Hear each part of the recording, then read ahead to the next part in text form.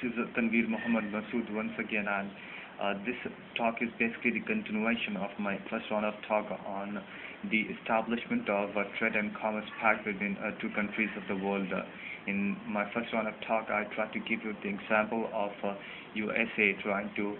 establish its Soviet facility, a Soviet project out here in UAE, and the nitty-gritties and points and standards that needs to be followed by both the countries in order to make sure that this business pact is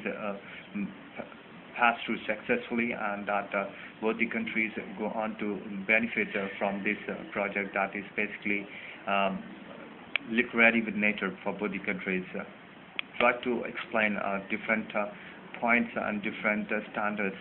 and different things that needs to be followed to make sure that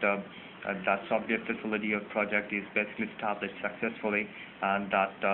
the people out there in UAE are basically in a position to accept or to work successfully out there in that facility, so that they would also get benefited since that facility is coming in their country for their purpose, for their country, and for their development as well. Soviets, which is basically a form of computer science and technology, is very new to that part of the world. But since this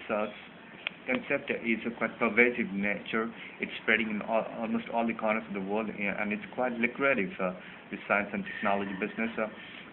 People in UAE would certainly get benefited with this sort of pact. This is simply another way of providing technical services to the people out there in UAE, and both the countries of the world would get benefited. If the revenue is generated out there in UAE, a certain part of that revenue would go to USA as well, and people out there in UAE would get benefited by increase in employment opportunities out there.